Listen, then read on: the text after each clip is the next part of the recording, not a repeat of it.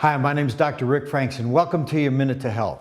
I want to do something a little bit differently today and talk to you a little bit more on a personal level about some thoughts that we as chiropractors have.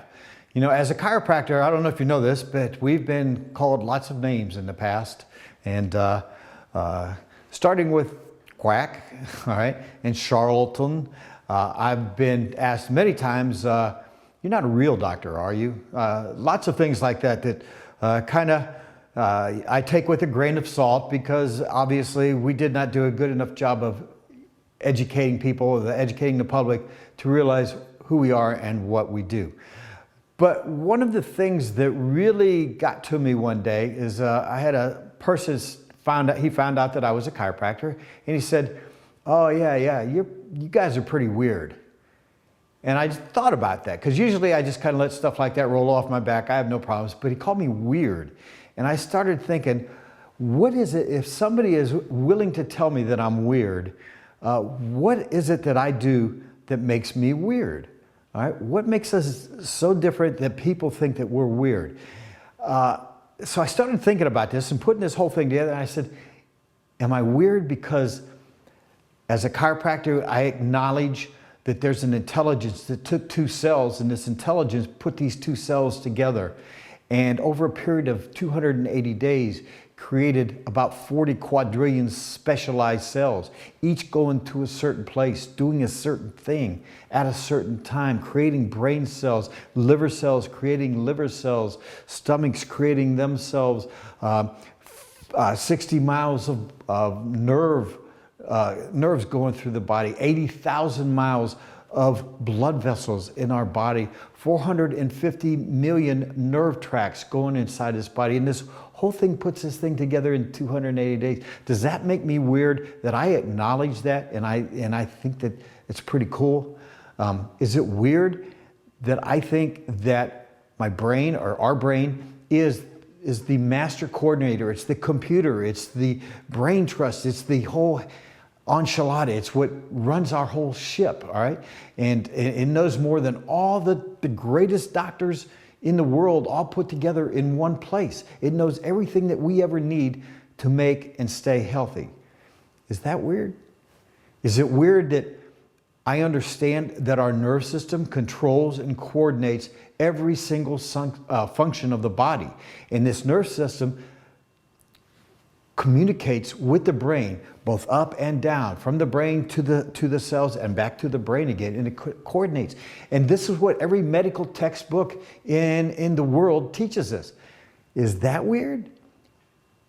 I thought, those can't be why we're weird. Then I thought, well, is it weird that maybe that we think as a chiropractor that an interruption between the brain and these tissue cells can cause less than 100% function, less than 100% of the body's ability to do what it knows how to do, to heal itself, to get better all the time, to reproduce itself, to do what it needs to do all the specialized functions that we can't even think about. Is that weird?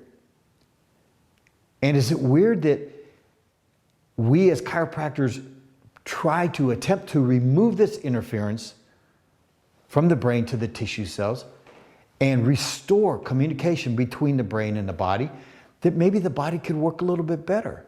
Is that weird?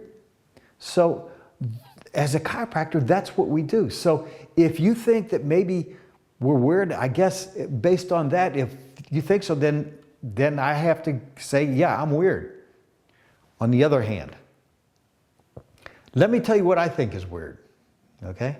I think that this same intelligence that created this masterpiece in 280 days, in 9 months, and put this whole thing together where it was supposed to be, and did it all perfectly, and it didn't rely on the pickles and the ice cream, is suddenly taken over by a group of people who seem to know when that baby is supposed to be born, and because they're going to do it in the best interest, in the safety of that baby, they take over everything about deciding when that baby is going to be born. I think that's a little weird.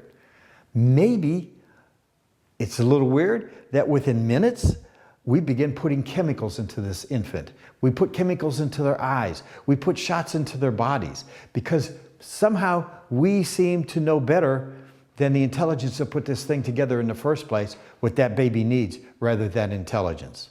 I think that's a little weird. I think it's a little weird that within the first year, we inject toxic chemicals such as mercury, aluminum, formaldehyde, aborted fetus cells, viruses, antibiotics, monkey kidney cells, yeast, detergents, chicken embryos. We put this into our 1-year-old babies, not once, but 26 times. By the time, and all in the name of medicine, by the way, because we know what's best for this baby. And by the time these babies are now 6 years old, we'll have repeated this process 40 more times. Let me tell you, if as a parent, you were to put this stuff into your child, into your baby, having them drink it, inject it in them, you would be arrested for child abuse and in endangering this child's lives. If you took these ingredients that we inject into these babies and you threw them into your city water, you could be arrested for terroristic activities. But we don't think about it for a minute when we allow them to put these things into our babies.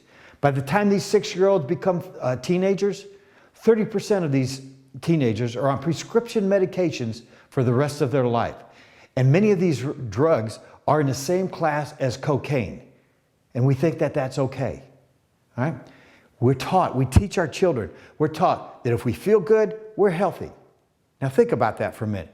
Do you think that you can feel good and have high blood pressure? Do you think that you could feel good and have high blood sugar?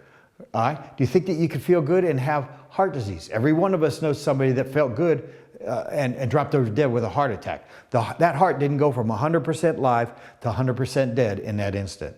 No, there were things going on. We just didn't feel it. But if we do hurt, we are taught to go to the doctors. We teach our children, go to the doctors, and he will give us a chemical that will take that pain away.